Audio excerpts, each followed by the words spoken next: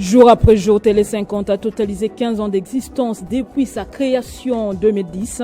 Le média maintient le cap au fil des années grâce à un personnel professionnel, compétent et qualifié. La télévision du cinquantenaire s'engage encore et toujours dans la transformation du paysage médiatique congolais sous la houlette de Jean-Marie Kassamba qui sera notre invité du journal. 24 juin, journée nationale du poisson en République démocratique du Congo. Rendre le poisson une denrée stratégique pour le développement économique du pays, c'est le thème retenu cette année. Guerre Israël-Iran, malgré l'annonce d'un cessez-le-feu par les présidents américains et entre l'Iran et Israël, la situation reste tendue. Des nouveaux tirs des missiles attribués à l'Iran ont été signalés, relançant l'escalade militaire dans la région. Nouveau journal sur Télé 50, bienvenue à tous. La fête continue sur Télé 50 justement, mais c'est place. On va apprendre l'actualité en ce moment. C'est l'anniversaire de votre chaîne ce mardi. Mine de rien, ça fait 15 ans que nous sommes au cœur de l'actualité congolaise. 15 ans que nous vous informons de manière continue. 15 ans que nous assurons les rayonnements de la RDC dans le monde. C'était le 24 juin 2010 que l'histoire avait commencé et aujourd'hui, encore Télé 50 continue de révolutionner l'espace médiatique congolais et pourquoi pas africain. Tout ça, c'est grâce à vous, grâce à votre fidélité. On va suivre d'abord ce parcours de Télé 50, cette fête, avant de recevoir sur ce plateau le patron de l'espace 50, Jean-Marie Kassamba. Il est temps, une fois n'est pas coutume, de parler un peu de soi-même. Mise en place, terminé, décor bien planté depuis la veille, place à la célébration du 15e anniversaire de la télévision du cinquantenaire. Ce mardi est un jour spécial pour la chaîne qui souffle sa 15e bougie dans une ambiance conviviale. Dans les couloirs, tout comme dans les locaux des Télé 50, l'atmosphère de fête est plus que palpable. Pour Crispin Tchibinkoufwa, journaliste à Télé 50 depuis 2010, ces 15 ans ont été denses. Télé 50 m'a fait grandir. J'ai découvert déjà une chaîne qui n'avait rien envié à des chaînes que l'on suit sur le plan international.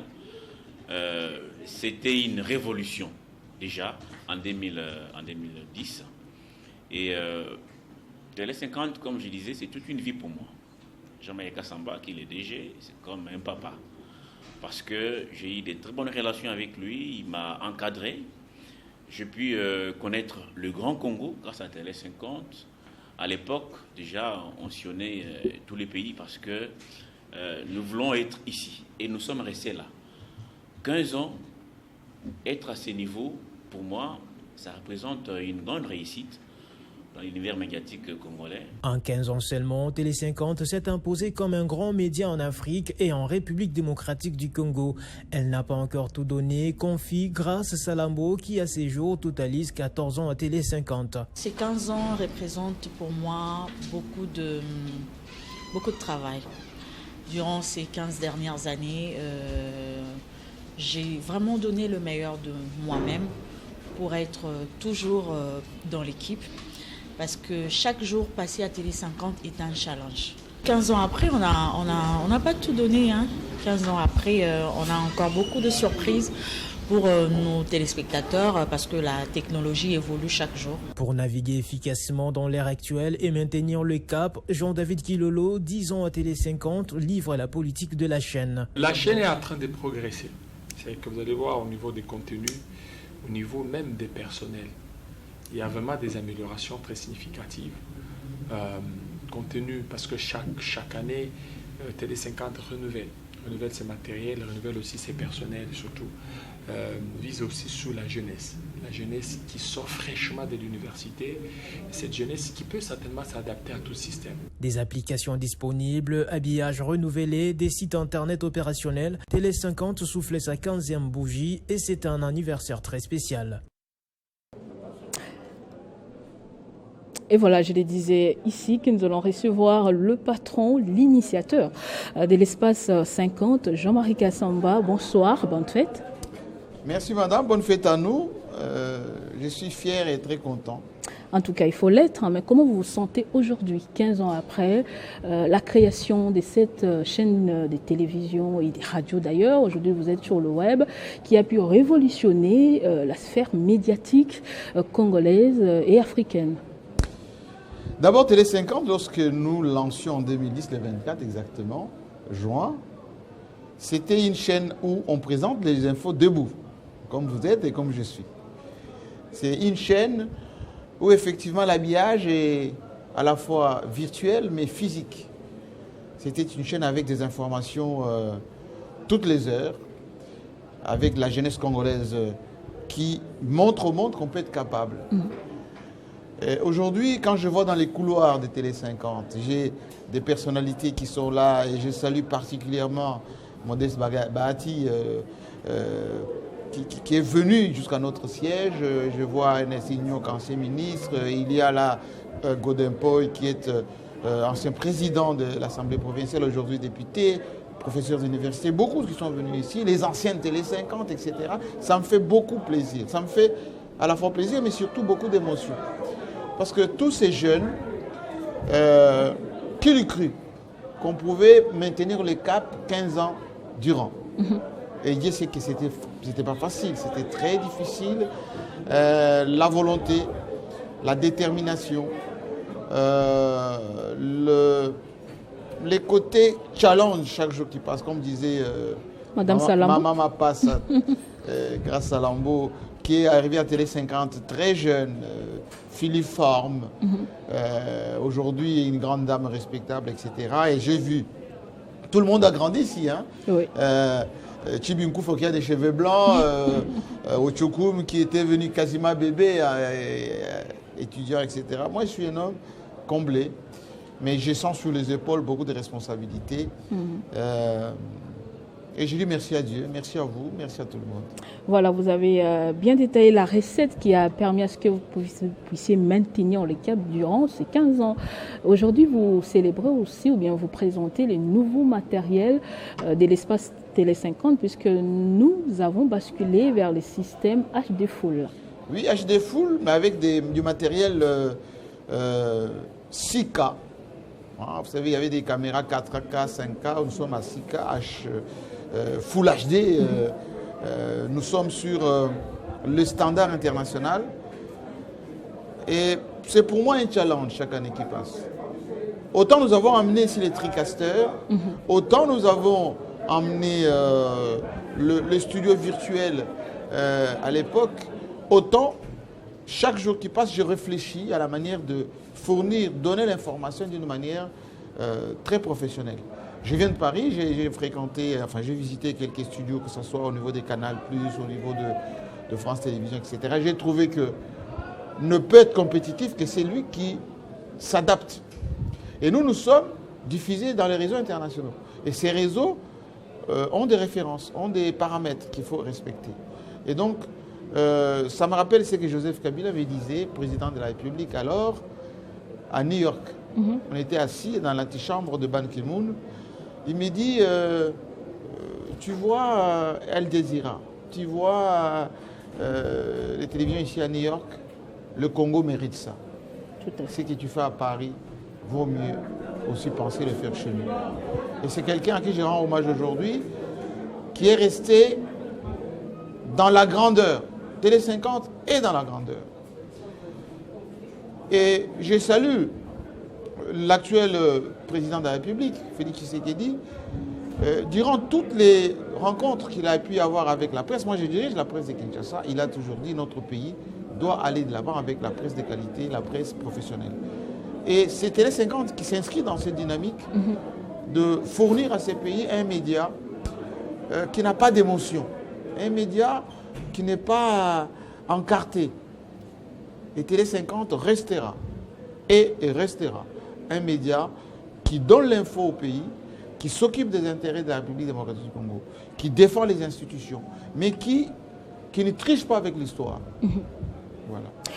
Et comment vous voyez Télé 50 ou bien l'espace 50 dans les 15 prochaines années? Qu'est-ce que vous promettez aux téléspectateurs? Moi, je dirais dans les 50 prochaines années. Parce que Dieu me souffle toujours à l'oreille, que je vais dire le plus longtemps possible. Je le remercie. Vous savez, quand nous avons lancé en 2010 Télé 50, c'était... Pourquoi on l'appelle d'abord Télé 50? C'est la télévision du cinquantenaire qu'on a coupée en Télé 50. Nous avons célébré les 50 ans de notre indépendance et nous avons mis en place un média qui doit écrire les futurs 50 ans de notre pays. Nous sommes à 15 aujourd'hui. Il faut ajouter 35 ans.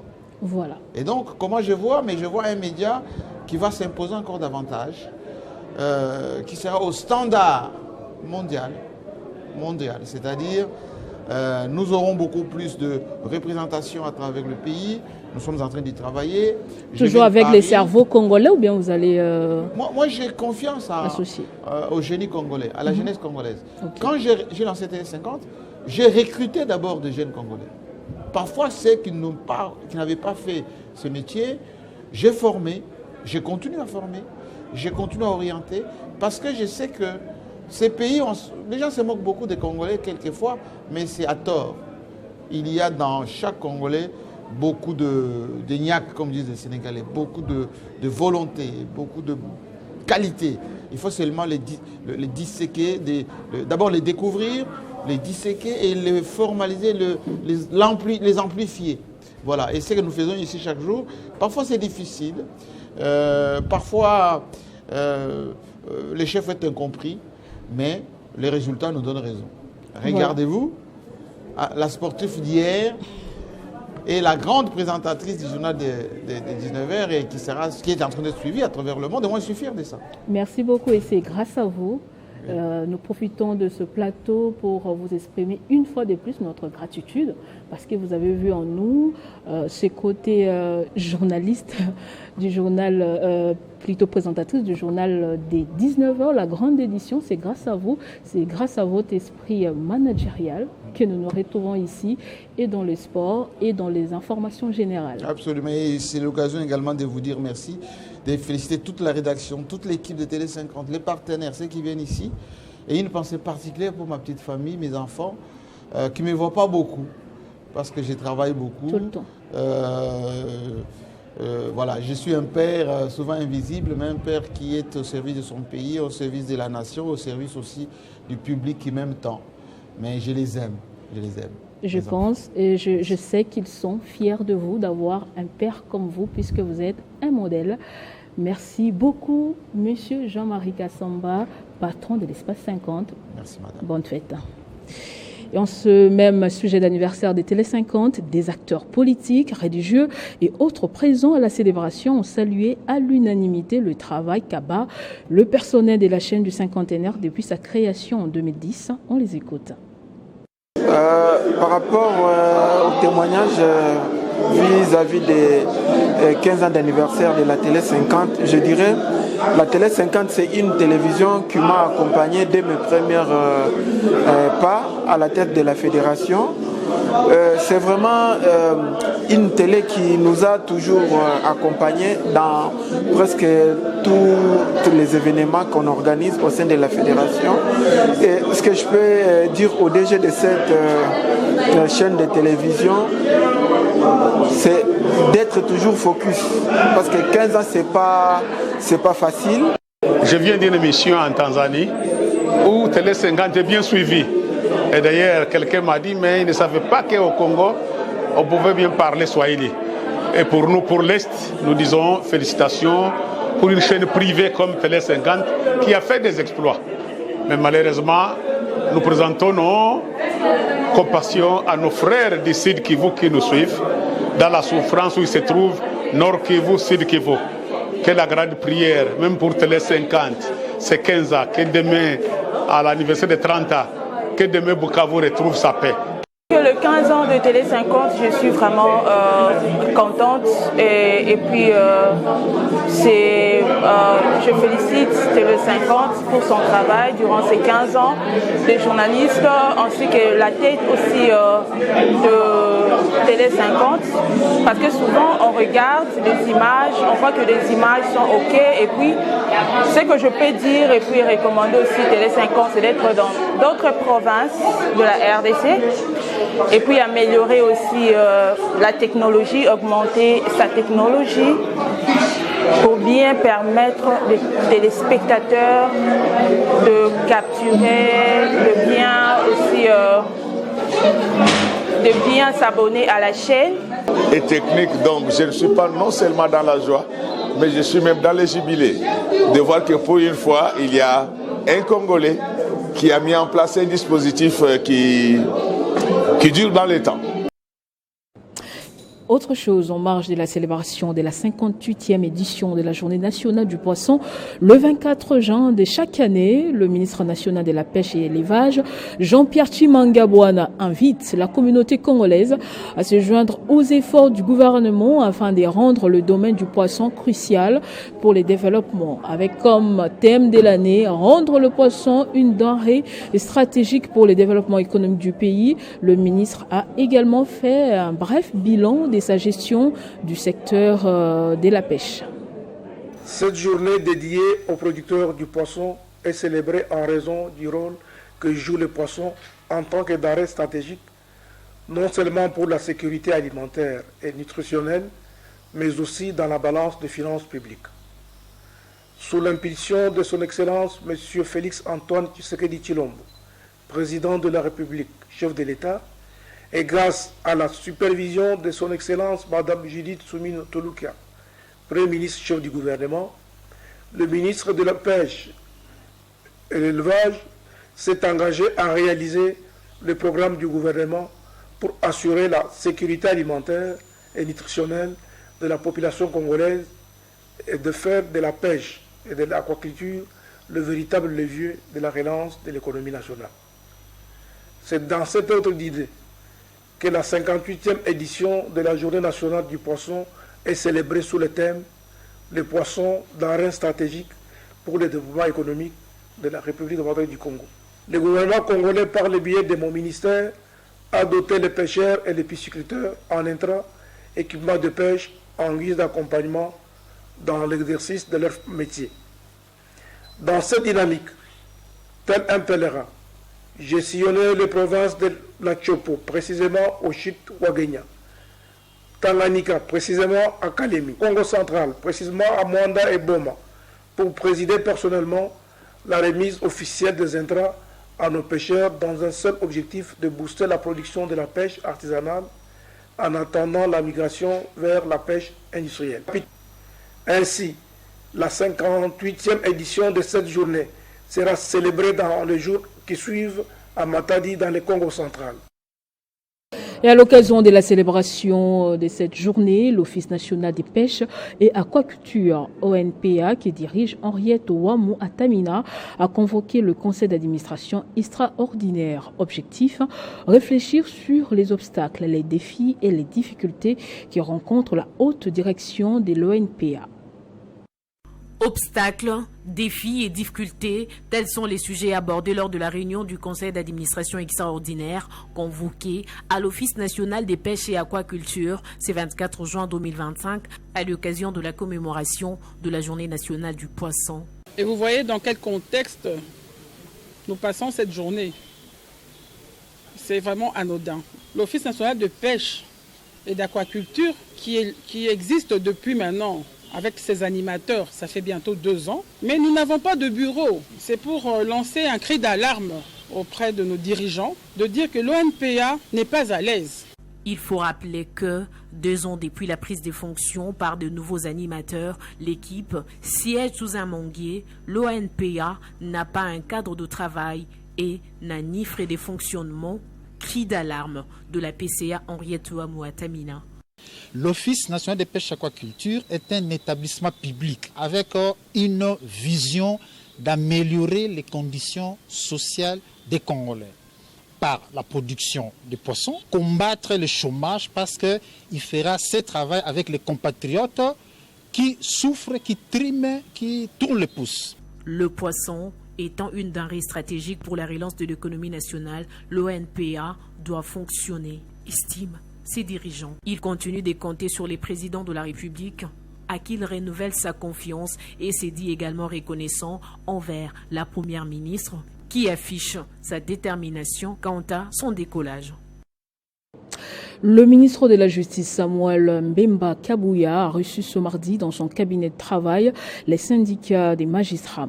Au cours de cette réunion, il était question pour le patron de la justice de prendre contact avec les acteurs de ces secteurs, mettre en place un cadre de concertation avec les représentants des magistrats et envisager une franche collaboration avec ces derniers pour l'intérêt de la justice congolaise. Nous avons répondu à l'invitation du ministre de la Justice et garde des Sceaux. Il était question pour lui, puisqu'il est maintenant à la tête du ministère, de prendre contact avec les acteurs de la justice. Il était avec le membre du bureau du CSM, où le cadre de concertation a été réactivé. Et aujourd'hui, il nous a reçus et les échanges avec lui ont tourné autour de la mise en place d'un cadre de concertation également avec les syndicats de magistrats, les représentants des magistrats, et envisager avec lui une franche collaboration dans l'intérêt d'une bonne administration de la justice. Et nous avons échangé avec lui et tout s'est très bien passé. À l'occasion de la Journée internationale des veuves, la Fondation Calixte Mounana de la présidente Nathalie Aziza Mounana a organisé une messe d'action des grâces en faveur de cette catégorie des vulnérables. Malgré son absence pour une mission officielle en Russie, Nathalie Aziza Mounana a exprimé son réconfort à toutes les veuves du monde entier. Toujours fidèle à ses engagements, la Fondation Calixte Mounana de la visionnaire Nathalie Aziza Mounana a honoré de la plus belle manière les veuves lors d'une grande manifestation organisée ce lundi 23 juin 2025, journée internationale dédiée aux veuves. Dans un culte d'action des grâces ayant réuni près de 1000 veuves et nombreux invités, parmi lesquels la marraine de la Fondation Mami Munga, ambassadrice universelle de la Fondation Calixte Mounana. Plusieurs servantes de Dieu se sont succédées pour honorer l'assistance autour de la parole du Seigneur au sujet de la veuve. Chaque intervenante a convié l'auditoire de prier en faveur du président de la République, Félix-Antoine Tshisekedi Tshilombo, afin que Dieu lui accorde la réussite totale dans sa gouvernance face aux plusieurs défis auxquels le pays fait face, notamment les défis sécuritaires. Marthe Kassalou également dans les prières de veuves et invitée à réunir à cette occasion la première ministre Judith Osumina Tuluka, la gouverneure Marie-Thérèse Fifi Masuka ont fait l'objet de moments de prières intenses, sans oublier Nathalie Aziza Mounana, visionnaire présidente de la Fondation. 36 ans au service de veuves, orphelins et personnes vivant avec handicap, l'ambassadrice universelle de la paix et dignitaire d'État, Nathalie Aziza Mounana, a pérennisé sa vocation, là où beaucoup ont abandonné. Depuis l'âge de 6 ans, son fils Guy Geoffrey Ramazani Mounana œuvre aux côtés de son modèle pour encadrer et assister les personnes vulnérables, signe d'une vocation naturelle de savoir se mettre au service des autres. De la Russie, où elle se trouve précisément à Moscou, en mission de service, la présidente et visionnaire de la Fondation, Nathalie Aziza Mounana, a tenu à lancer un message de soutien et réconfort à l'endroit des veuves. L'intersyndicale des syndicats des enseignants du ministère de l'Éducation remercie le chef de l'État Félix-Antoine Tshisekedi pour son implication dans la prise en charge des frais des évaluations certificatives de l'édition 2025 au profit des élèves finalistes situés dans les zones sous occupation rebelle. L'intersyndicale déplore cependant la léthargie dans le traitement notamment des paiements des intervenants de la province du Nord Kivu, celle du Sud Kivu ainsi que des Lituri et la régularisation des résolutions des accords des Bibois. On écoute un extrait de leur déclaration. L'intersyndicale déplore le gouvernement de la République dans le paiement des dossiers suivants. Paiement des intervenants de la province du Nord Kivu, celle du Sud Kivu ainsi que des Lituri. Paiement du Centre national d'organisation, CNO en sigle, du Centre national de correction, CNC en sigle, ainsi que la prime des inspecteurs. Non-paiement de 50 000 francs congolais pour les enseignants, la prime d'encadrement de la paie et la prime institutionnelle au profit des cadres et agents des services centraux du ministère de l'Éducation nationale et Nouvelle Citoyenneté, engagement pris à BIB. Non-impression des bulletins et cartes d'élèves, alors que les établissements scolaires ont l'obligation de remettre aux élèves et parents le bulletin à la fin de chaque année scolaire. Ainsi, au vu de ce qui précède, l'intersyndicale exige du gouvernement de la République ce qui suit. 1. Le paiement dans un bref délai de tous les dossiers relatifs aux évaluations certificatives. 2. La régularisation d'ici la fin du mois de juin 2025 de tous les litiges relatifs aux engagements de BIB si haut énumérés. Dans les cas contraires, le gouvernement de la République sera tenu pour les seuls responsables de tout ce qui en découlerait et l'intersyndicale se réserve le droit d'initier les actions de grande envergure. Rendons-nous à présent dans la province du Haut-Ouélé. La réhabilitation de la route Faradje-Dungu est un pari gagné pour la société IOB Inter-Oriental Bulder, une société de génie civil et de construction appartenant à l'homme d'affaires de renommée nationale et internationale Samuel Feni Machandro. Les travaux qui évoluent normalement sont presque arrivés à leur terme. Les travaux de réhabilitation de la route Faradje-Dungu dans la province du Haut-Ouélé, longue de 145 km, évoluent à pas des géants, contrairement aux fausses informations qui circulent dans les réseaux sociaux. La confirmation est du docteur Jean-Claude Agouma, représentant personnel du directeur général de IOB, M. Samuel Feni Machandro, qui exécute ses travaux avec les financements du gouvernement provincial du Haut-Ouélé, qui dirige Jean Bakomi Togambou, véritable ouvrier de la mise en œuvre de la vision du chef de l'État Félix-Antoine Tshisekedi Tshilombo dans sa province. Lundi dernier, il a effectué une visite d'inspection sur les sites où s'exécutent ces travaux de réhabilitation. Oui, les difficultés sont nombreuses. Les intempéries, la pluie, nous sommes en pleine saison sèche, saison de pluie plutôt, voulais-je dire, mais aussi on a connu certaines pannes. Vous savez, les pièces ne sont pas localement. Parfois, l'approvisionnement en pièces de rechange nous prend beaucoup de temps. Mais d'autre part aussi, cette route était tellement abîmée, il y avait trop de camions. Nous avons passé beaucoup de temps à intervenir pour soulever les camions qui étaient tombés, tirer ceux qui se sont embourbés. Ça nous a pris beaucoup de temps. Mais aussi, les usagers, parfois, ne respectent pas les codes du kilomètre pour le bon fonctionnement. Mais nous voulons aussi avoir aussi les accompagnements de certaines autorités, certaines personnes pour que nous puissions passer ces difficultés qui ne sont pas à l'ordre de nous décourager. En outre, il salue la franche collaboration avec le gouvernement provincial. Notre collaboration, elle est extrêmement bonne.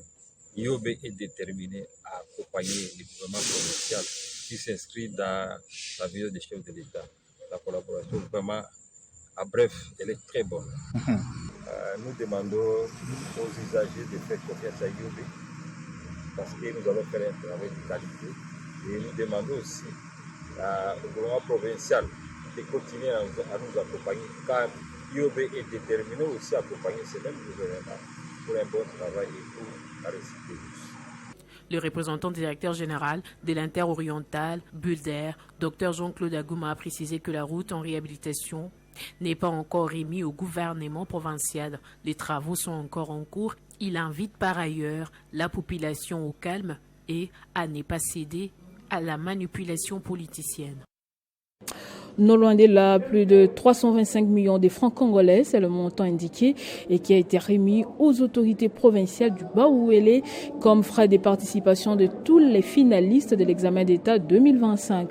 L'œuvre est de la Fondation Carole Aguito Amela. Ce geste a été posé sur place à Bouta par le coordonnateur de la Fondation Jonathan Assia Aguito. En marge de la concrétisation de la vision du chef de l'État, Félix-Antoine Tshisekedi Tshilombo, dans la province du Bas-Ouélé, sur la gratuité de l'enseignement, la Fondation Carole Aguito s'engage pour la 6e année consécutive à payer les frais de participation des examens d'État aux finalistes de toute la province du Bas-Ouélé. Le coordonnateur de la Fondation, Jonathan Assia Aguito, qui procède à la remise de l'enveloppe au vice-gouverneur de province, explique. Ce moment n'est pas simplement symbolique. Il est profondément historique. Il incarne l'éveil d'un avenir qui se construit, non pas par des promesses, mais par des actes concrets. Aujourd'hui, j'ai l'honneur, la fierté de vous annoncer que la Fondation Carola Guito, pour la 6e année consécutive, de prendre en charge intégralement les frais de participation de l'examen d'État pour tous les finalistes. Cette joie incontenable n'a pas laissé indifférents les finalistes et candidats aux examens d'État et ceux du jury national bénéficiaires de cet acte de bienveillance. Tenons à remercier Maman Carole Guito pour ces gestes qui ne soient pas limités ici, que ça soit continuel. Et nous disons merci pour ces gestes qu'il a fait pour nous. Et ça sera inoubliable parce que dans d'autres provinces, ça ne se fait pas seulement dans notre province. Elle est unique. Le directeur provincial de l'éducation Bazouélé, le ministre provincial et le vice-gouverneur Simon Gassao Yangalume n'avaient qu'un seul mot, merci à la bienfaitrice honorable et sénatrice Carola Guito Amela qui vient toujours alléger la charge des parents. Le montant global versé s'élève au franc congolais 325 430 000 francs pour tous les finalistes de la province. En Afrique, Yoweri Museveni, président de l'Ouganda depuis 40 ans, sera candidat à sa réélection lors du scrutin prévu en janvier 2026 selon son parti. Il s'agit d'un 7e mandat qui compte briguer l'actuel président ougandais dans un contexte de musellement de l'opposition.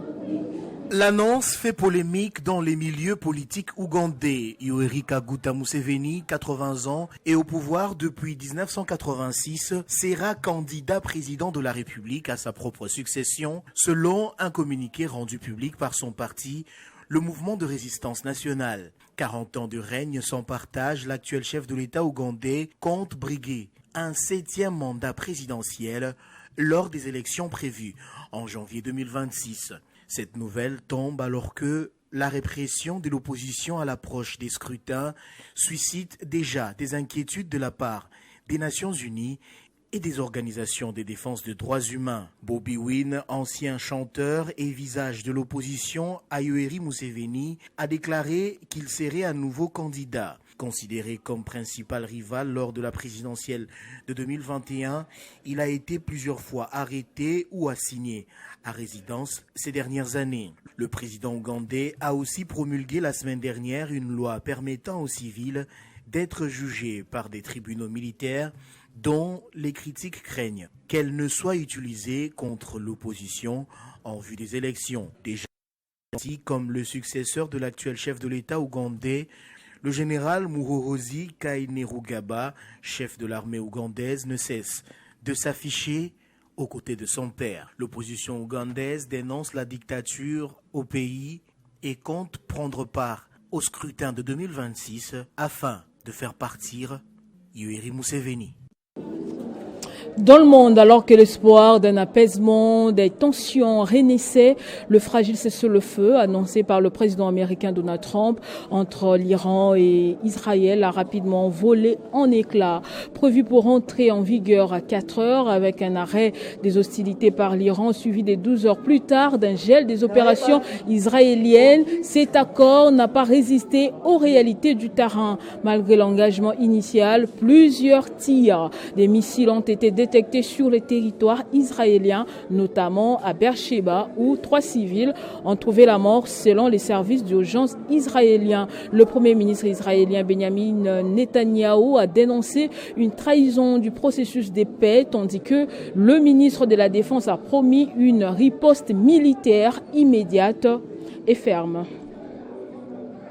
Ce journal est terminé. Place au rappel des titres. Jour après jour, Télé 50 a totalisé 15 ans d'existence depuis sa création en 2010. Le média maintient le cap au fil des années grâce à un personnel professionnel, compétent et qualifié. La télévision du cinquantenaire s'engage encore et toujours dans la transformation du paysage médiatique congolais. 24 juin, journée nationale du poisson en République démocratique du Congo. Rendre le poisson une denrée stratégique pour le développement économique du pays, c'est le thème retenu cette année. Guerre Israël-Iran, malgré l'annonce d'un cessez-le-feu par les présidents américains entre les deux pays, la situation reste tendue. De nouveaux tirs des missiles attribués à l'Iran ont été signalés, relançant l'escalade militaire dans la région. Merci de nous avoir suivis de partout. La fête continue sur les antennes de Télé 50.